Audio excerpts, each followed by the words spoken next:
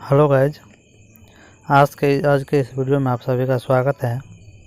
आज के इस वीडियो में हम CTET लेवल फर्स्ट के लिए EVS स्टार्ट करने जा रहे हैं, जो हम अपने हाथों से खुद बनाए हैं। और दोस्तों एक चीज़ बता देते हैं, हम खुद CTET दिसंबर एंड जनवरी दोनों पास हैं दोस्तों। दिसंबर में हमें 110 नंबर था और जनवरी में 116 नंबर था। तो दोस्तों हम जो भी देंगे वो आपको हम एकदम परफेक्ट देंगे। हम अपना अनुभव से देंगे, जो हमें एग्ज़ाम पास करने में मदद किया है वही नोट हम आपको पूरा हूबहू आपको देंगे दोस्तों, जिससे आप भी CTET में अच्छा अंक ला सकें। तो चलिए दोस्तों हम देखते हैं। चलिए इसको मिटा देते हैं पहले, तब एक एक करके हम देख लेते हैं। ये दोस्तों आप लोग एक चीज़ जान लीजिएगा कि ये जो नोट हम बनाए हैं खुद सेल्फ स्टडी करके बनाए हैं दोस्तों। हम मात्र 2 मंथ्स हम कोचिंग किए, उसके बाद हम खुद से सेल्फ स्टडी करना स्टार्ट किए और ख़ुद से अपना नोट बनाना स्टार्ट किए। और उसके बाद हम ये इतना नोट हम बनाए हैं। तो चलिए एक एक करके हम देखते हैं। ये पहला चैप्टर है दोस्तों। हम एक एक चैप्टर बना दिए हैं दोस्तों। वैसे तो उसका थीम 6 है, समझ गए दोस्तों, और उप थीम जो है इसका 4 है, अलग है। लेकिन हम जो क्या किए हैं, इसको अलग अलग पार्ट में बांट दिए हैं, समझ गए दोस्तों। तो चलिए एक एक करके हम देख लेते हैं। चलिए सबसे पहला चैप्टर है दोस्तों परिवार और मित्र। तो चलिए इसमें एक एक पॉइंट हम देख लेते हैं। पहला दोस्तों, बालक का परिवार ही उसका पहला स्कूल होता है। समझ गए दोस्तों, क्या है? बालक का परिवार ही उसका पहला स्कूल होता है। देखिए दोस्तों, EVS इतना हल्का सब्जेक्ट है, बस आपको एक एक पॉइंट पढ़ना है, आपके दिमाग में बैठते जाएगा। इसमें रटने वाला कोई चीज़ है ही नहीं, समझ गए दोस्तों। तो चलिए समझ गए, एक चीज़ समझ गए कि बालक का परिवार ही उसका पहला स्कूल होता है। और आगे देखिए, बालक की आवाज़, आँख, बाल, चाल उसके माता पिता से मिलती है, क्योंकि DNA जो है दोस्तों माता पिता से लक्षण संतानों तक ले जाता है। DNA क्या है दोस्तों? Deoxy ribo nucleic acid. ये जो है क्या करता है, ये जीन्स को एक पीढ़ी से दूसरे पीढ़ी तक ले जाती है, समझ गए दोस्तों। और चलिए दोस्तों, ये परिवार के अपने रिवाज होते हैं। यह बच्चों में सामूहिकता, अनुशासन के प्रति लगाव बढ़ाते हैं, समझ गए दोस्तों। चलिए, परिवार ही दोस्तों उसका पहला स्कूल है। जो भी चीज़ सीखेगा दोस्तों वो परिवार से ही सीखेगा। सबसे पहले बच्चा परिवार में जो भी ईमानदारी हुआ, सत्यनिष्ठा हुआ, अपने से बड़ों को आदर करना हुआ, जो भी है वो सबसे पहले परिवार में सीखता है। जो भी अनुशासन है, अपने से बड़ों को मदद करना है, सब चीज़ वो परिवार में पहले सीखता है। अब आगे देखिए, ईमानदारी का गुण बच्चा सबसे पहले अपने परिवार में ही सीखता है, समझ गए दोस्तों। ईमानदारी का गुण कहाँ सीखता है? सबसे पहले बच्चों परिवार में ही सीखता है। अगला है, हमारे अंदर कुछ गुण माता पिता से तथा कुछ पर्यावरण से प्राप्त होता है, समझ गए। हमारे अंदर कुछ गुण माता पिता से तथा कुछ पर्यावरण से प्राप्त होता है। चलिए आगे देखिए, यहाँ पर है, ग्रेगर जॉन मेंडल का जन्म 1882 ईस्वी में ऑस्ट्रिया के एक किसान परिवार में हुआ, समझ गए दोस्तों। ग्रेगर जॉन मेंडल, ये एग्ज़ाम में आता है। इनका जन्म 1882 में हुआ। ये ऑस्ट्रिया के रहने वाले थे। एक किसान परिवार में इसका जन्म हुआ था।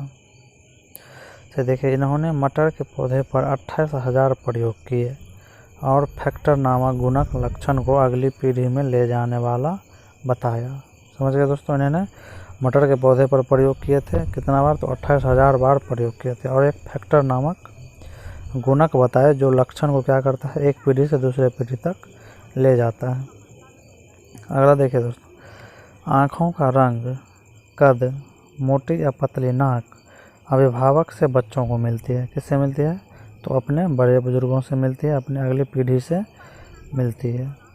समझ गए दोस्तों। चलिए अब अगला देखते हैं।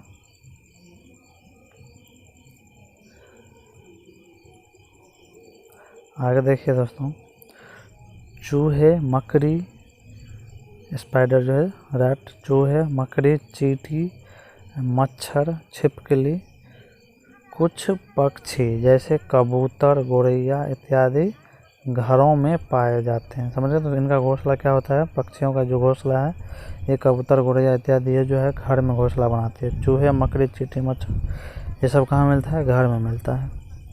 चलिए आगे देखिए, जो लोग बोल और सुन नहीं सकते ऐसे लोग अपनी बातें इशारों से समझाते हैं और या समझते हैं और वह स्वयं दूसरों की होठों को देखकर समझने की कोशिश करता है। समझ गए दोस्तों। जो लोग बोल नहीं सकते या सुन नहीं सकते क्या करते हैं, अपनी बातों को इशारों से समझाते हैं और वह स्वयं दूसरे की होठों को देखकर समझने की कोशिश करता है। अब देखिए दोस्तों, छोटे बच्चे बोलना सीखने से पहले चेहरे व हाथ के हाव भाव से बहुत कुछ कहते हैं। समझ गए दोस्तों। छोटे बच्चे क्या करते हैं, सबसे पहले बोलना जब तक नहीं सीखता है उससे पहले या तो अपने चेहरे के एक्सप्रेशन से बताता है कुछ चीज़, यानी तो हाथ के हाव भाव से बताता है। जैसे उसको भूख लगा तो रोने लगा, अपने चेहरा का एक्सप्रेशन दिया, खुश है तो हंसता है। तो ये क्या करता है, छोटे बच्चों में ये गुण होता है। तो यहाँ पे देखिए, कानूनी रूप से शादी की उम्र जो है दोस्तों, ये लड़के की 21 वर्ष है और लड़की की 18 वर्ष है। समझ गए। चलिए आगे देखिए, बाल विवाह निरोधक अधिनियम 2006 जो है दोस्तों, सरकार द्वारा बाल विवाह पर नियंत्रण पाने के लिए स्थापित किया गया। समझ गए दोस्तों। बाल विवाह निरोध क्या है, अधिनियम 2006 क्या है, सरकार द्वारा बाल विवाह पर नियंत्रण पाने के लिए स्थापित किया गया है। एक चीज़ यहाँ पे देखिए दोस्तों, ये जो है शारदा एक्ट क्या है दोस्तों, ये एक विवाह से संबंधित है। समझ गए। शारदा एक्ट भी इसी यानी बाल विवाह से संबंधित है। समझ गए दोस्तों। शारदा एक्ट क्या है, ये बाल विवाह से संबंधित है। चलिए अब आगे देखते हैं। अगला क्या है दोस्तों, एक चीज़ समझ, यहाँ पे क्या है, मातृ स्थान परिवार, यानी परिवार के बारे में देखिए। मातृ स्थान परिवार क्या कहता है, यह परिवार का वह प्रकार है जिसमें विवाहित युगल स्त्री के परिवार के साथ निवास करते हैं। यानी कि एक लड़का लड़की को शादी हुआ, अगर लड़का क्या कर रहा है, वह परिवार का वह प्रकार है जिसमें विवाहित युगल स्त्री के परिवार के साथ निवास करते हैं। ये देखिए, पितृ स्थान परिवार कहता है वह परिवार जिसमें विवाहित युगल पुरुष के परिवार के साथ परिवार में साथ निवास करते हैं। यानी कि अगर मातृ स्थान का मतलब हुआ कि लड़की के घर पे रहना और पितृ स्थान परिवार का मतलब है लड़का के घर पे रहना। चलिए, एक आदर्श परिवार में माँ, पिता और उनके 2 बच्चे होते हैं। ये क्वेश्चन बार बार पूछा जाता है दोस्तों। एक आदर्श परिवार में माँ, पिता और उनके 2 बच्चे होते हैं। चलिए आगे देखें, बालकों का समाजीकरण सर्वप्रथम कहाँ होता है दोस्तों, परिवार से स्टार्ट होता है। कहाँ से, परिवार से। बालकों का समाजीकरण सर्वप्रथम कहाँ से होता है दोस्तों, तो बालक के परिवार से स्टार्ट होता है। चलिए, पहला चैप्टर में इतना ही है दोस्तों, और जो भी इम्पोर्टेंट है हम आगे बताते चलेंगे अगर आता है तो। समझ गए दोस्तों। चलिए अगला चैप्टर देखते हैं एक और। ये चैप्टर थोड़ा बड़ा है दोस्तों, देख लेते हैं। ये मेरा खुद का बनाया हुआ है दोस्तों। चलिए, यहाँ पे कुछ कुछ दिया हुआ है दोस्तों। यहाँ पे जैसे कवक के बारे में दिया हुआ है, यहाँ पे मशरूम और फफूंद का अध्ययन, यहाँ पे प्रोटिस्टा दिया हुआ है दोस्तों, अमीबा और पैरामीशियम का अध्ययन दिया हुआ है प्रोटिस्टा जगत में। पादप जगत में पौधे का अध्ययन किया जाता है, जंतु जगत में जंतुओं का अध्ययन किया जाता है। चलिए, वो ऊपर में कट गया है दोस्तों, उसको हम बता देंगे। चलिए यहाँ से देखिए, ये चैप्टर का नाम है दोस्तों जंतु, पशु एवं पक्षी के बारे में। जंतु चैप्टर है दोस्तों, इसमें इसके बारे में अध्ययन करेंगे। इससे बहुत ही इम्पोर्टेंट क्वेश्चन सब एग्जाम में आता है दोस्तों, इम्पोर्टेंट है तो अच्छे से समझिएगा। प्रारंभिक स्तर पर जीवों का वर्गीकरण कीड़े, पक्षी या रेंगने वाले स्तनधारी के रूप में किया गया। सामूहिक रूप से जिसे जानवर कहते हैं। गति करने के आधार पर जीव कई तरह के होते हैं, जैसे रेंगने वाले, उड़ने वाले, चलने वाले, तैरने वाले। इसी आधार पर जीव निम्न प्रकार के होते हैं। एक में स्थलीय, जो स्थल पर रहते हैं। दो जलीय, जो जल में रहते हैं। वायवीय, जो आकाश में उड़ते हैं। विशाखीय यानी कि शाखीय, जो पेड़ पर रहते हैं। और उभयचर, जो स्थल और जल दोनों में रहते हैं। समझ गए दोस्तों? चलिए एक एक करके आप देखते हैं।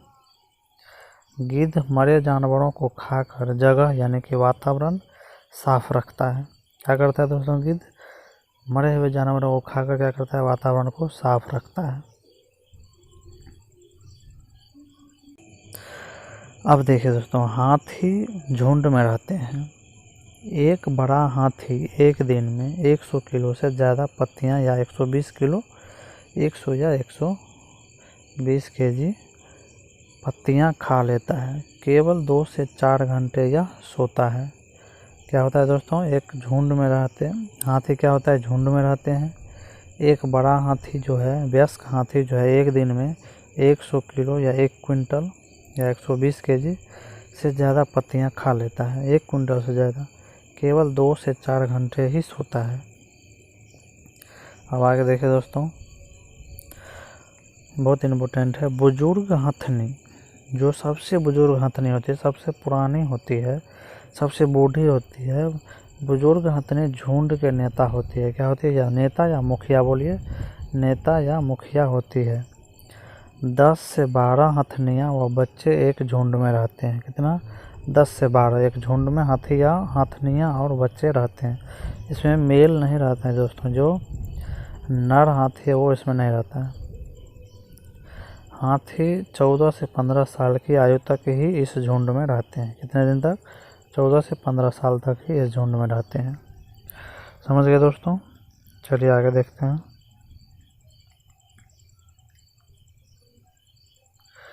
देखिए अब इम्पोर्टेंट क्वेश्चन सब आ रहा है दोस्तों। पूछा गया क्वेश्चन पिछले बार भी पूछा गया है, दिसंबर में भी पूछा गया है। देखिए, 3 महीने के हाथी के बच्चे का वजन 200 किलो यानी कि 2 क्विंटल होता है। ये हाथी के बारे में जान रहे दोस्तों। 3 महीने के हाथी के बच्चे का वजन कितना होता है? 2 क्विंटल या 200 केजी। कितना? 200 केजी। समझ गए? चलिए आगे देखिए। हाथी को केला बहुत पसंद होता है। क्या होता है दोस्तों? हाथी को केला बहुत पसंद होता है। अगला देखिए, कीचड़ हाथी को ठंडा रखता है। क्या करता है दोस्तों? कीचड़ हाथी को ठंडा रखता है, इसीलिए वो जहाँ पे कीचड़ रहेगा वहाँ पे क्या करेगा? पूरा लेट जाएगा। पूरे शरीर को वो क्या करता है? कीचड़ लगा लेता है, जिससे उसका शरीर क्या होता है? पूरा ठंडा रहता है। आगे देखिए, हाथी को पसीना नहीं आता है दोस्तों। क्या होता है? हाथी को पसीना नहीं आता है। अब देखिए, हाथी जो है पृथ्वी के सबसे बड़े स्तनधारी है। समझ गए दोस्तों? हाथी क्या है? पृथ्वी का सबसे बड़ा स्तनधारी है। क्या क्या समझे दोस्तों इसमें?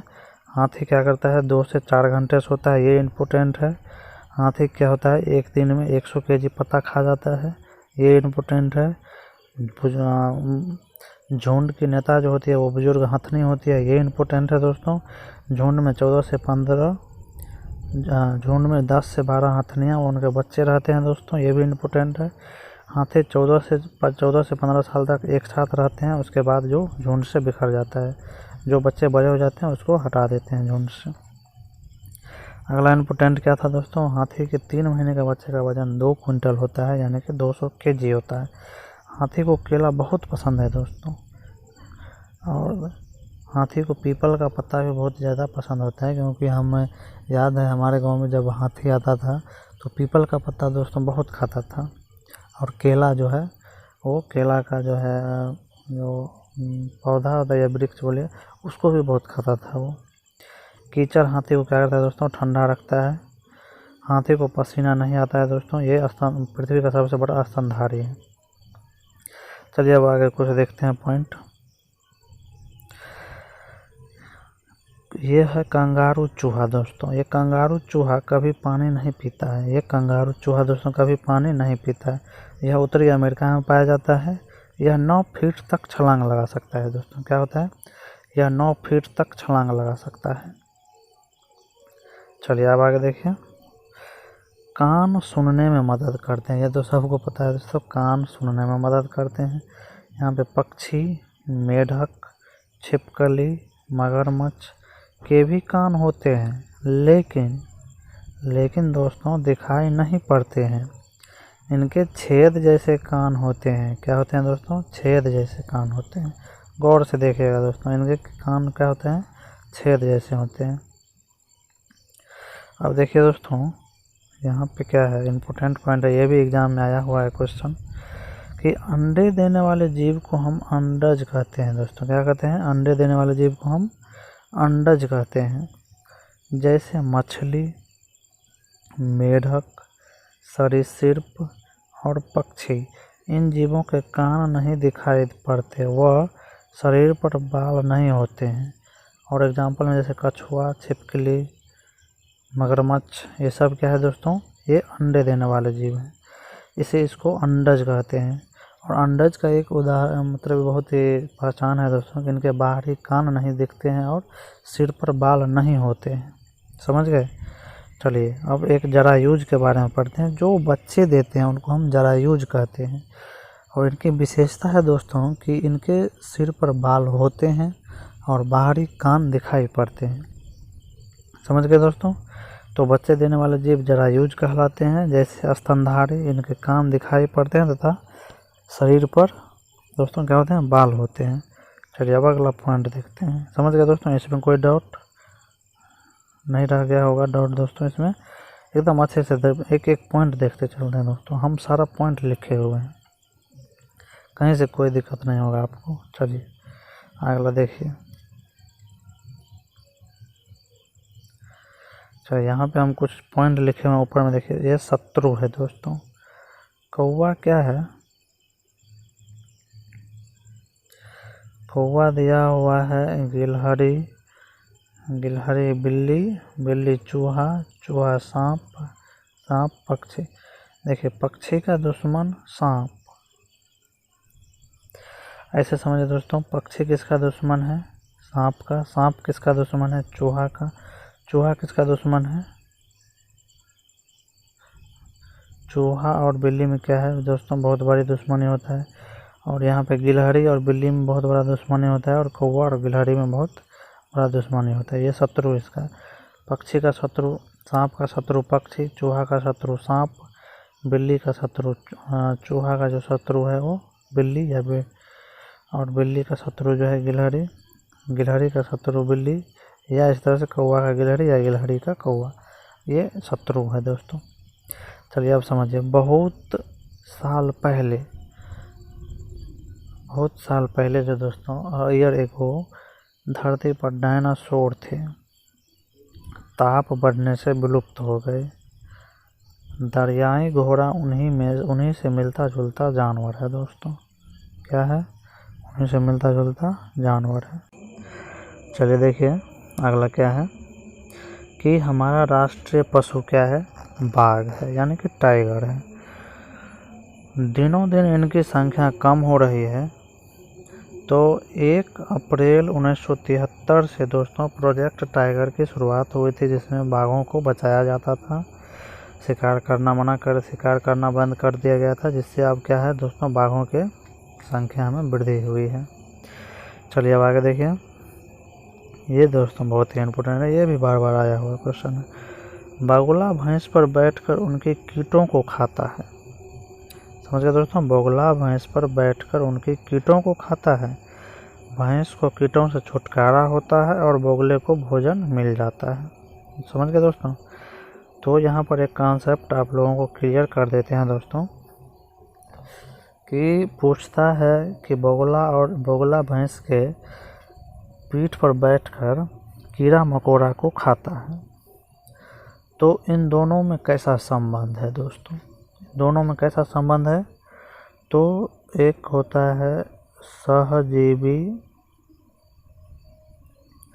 और एक होता है दोस्तों परजीवी।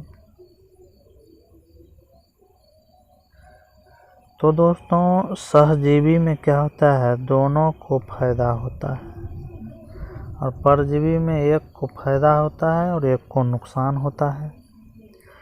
तो आप बताइए, बोगला जब भैंस के पीठ पर बैठता है तो भैंस के पीठ से वो कीट खाता है, कीड़े मकोड़े को खाता है। तो बताइए, भैंस को जो है कीड़ा से छुटकारा मिला और बोगला को क्या हुआ, भोजन मिल गया।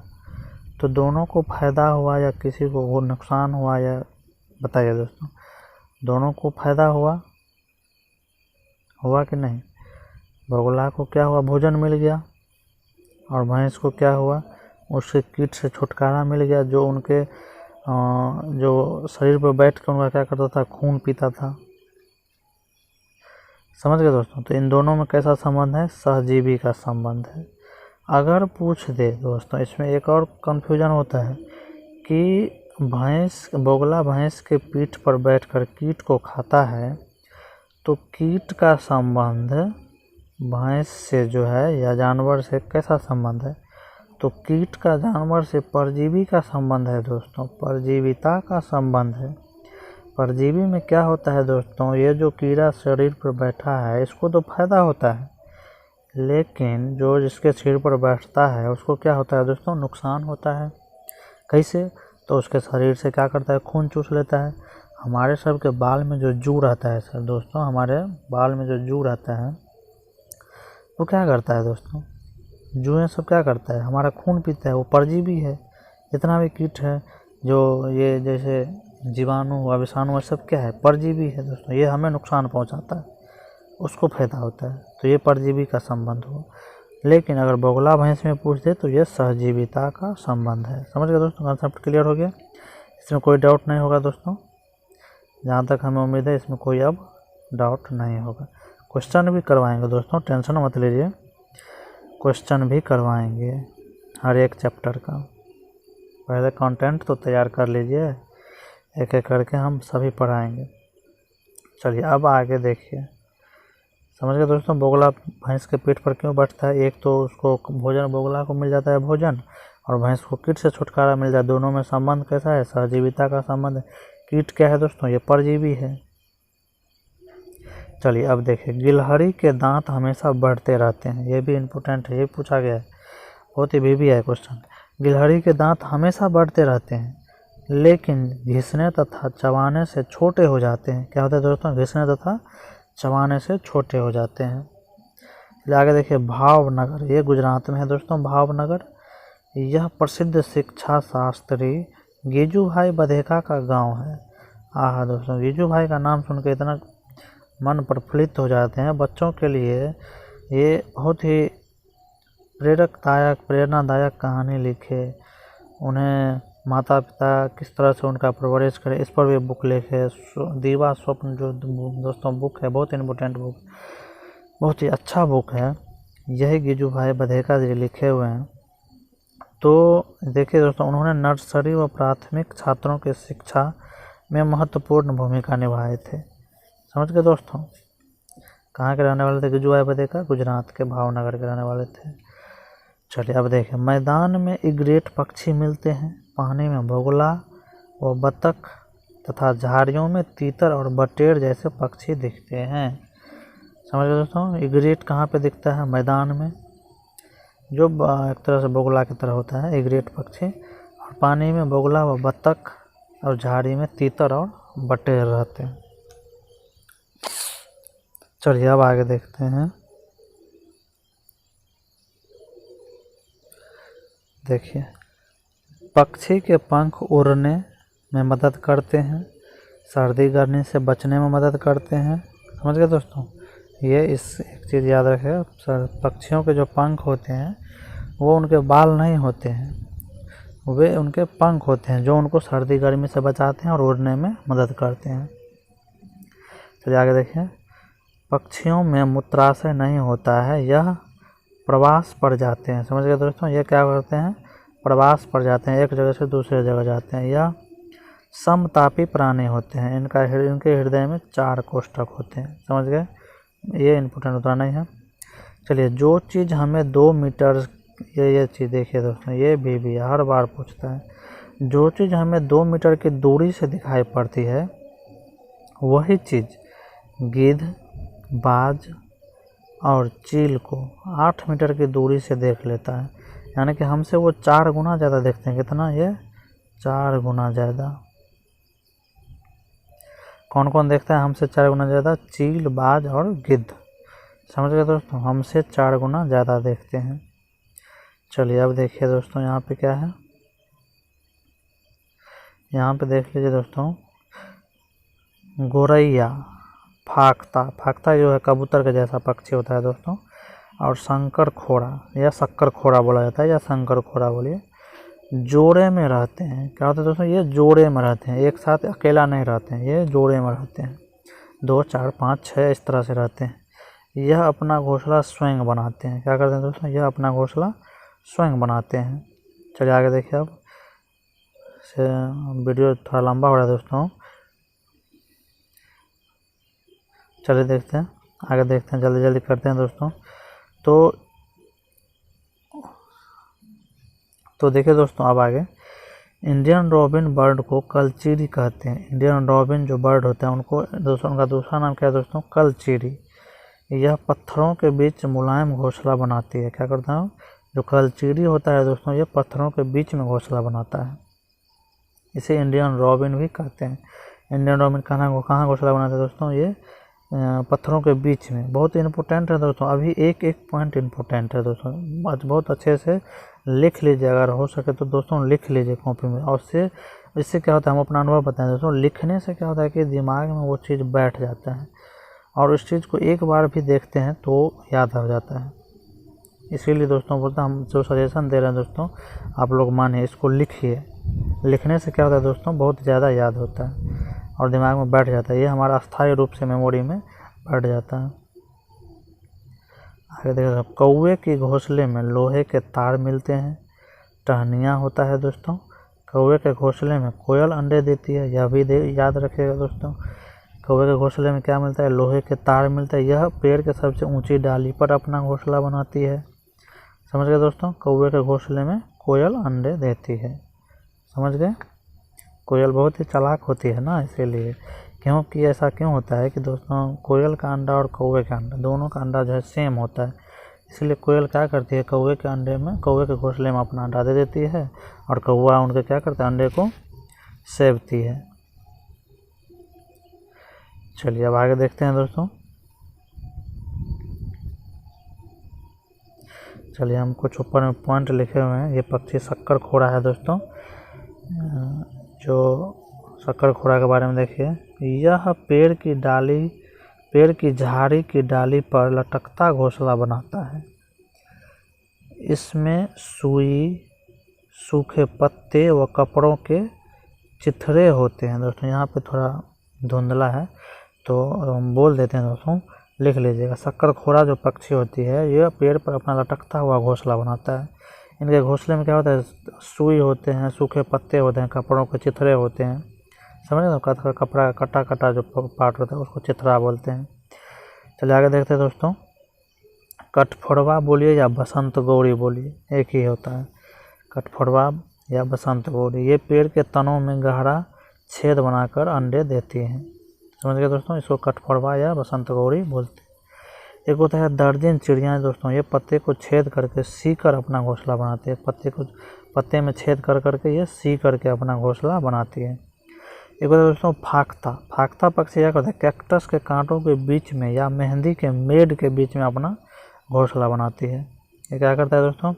फाख्ता जो है ये कैक्टस के कांटों के बीच में या मेहंदी के मेड के बीच में अपना घोंसला बनाती है। ये दोस्तों बीबर पक्षी, इसको जुलाही चिड़िया भी बोला जाता है कहीं कहीं पे। जुलाही बोलिए या बीबर पक्षी। बीबर पक्षी जो है नर जो है दोस्तों, ये घोंसला बनाता है, और इनकी जो मादा होती है घोंसला के अनुसार उसको नर को पसंद करता है। समझ गए दोस्तों? नर बीबर जो है घोंसला बनाता है, और मादा बीबर को उनको पसंद करके उनके घोंसला में रहते हैं। अब देखिए दोस्तों, बस दोस्तों इसी पेज को डिस्कस करके अब वीडियो स्टॉप करेंगे और अगले वीडियो में आगे बताएंगे। तो देखिए दोस्तों, इसमें क्या है आगे, पक्षियों के अलावा ड्रैको यानी कि छिपकली भी उड़ सकती है। बहुत से कीट भी उड़ते हैं, जैसे चमगादड़ स्तनधारी भी उड़ता है, ये रात को उड़ता है दोस्तों। पराबैंगनी किरण छोड़ता है, पराबैंगनी तरंग छोड़ता है दोस्तों। ये अपने रात में होता क्या है कि ये पराबैंगनी तरंग छोड़ता रहता है, जो उसके आगे टकरा करके इसके वापस आता है, जहाँ से वो मुड़ जाता है। जब ये सोचता है कि आगे कोई खतरा है तो वो पराबैंगनी तरंग वहाँ से टकरा के वापस आता है, ये समझ जाता है आगे कोई चीज़ है, इसीलिए ये इतना अंधेरा में इतना तेज़ी से उड़ जाता है दोस्तों। चलिए, एमू, कीवी, पेंगुइन, रिया एवं शुतुरमुर्ग न उड़ने वाले पक्षी, ये उड़ नहीं सकते। ये क्या होता है दोस्तों, ये पक्षी उड़ नहीं सकते। एमू, कीवी, पेंगुइन, रिया एवं शुतुरमुर्ग ये उड़ नहीं सकते।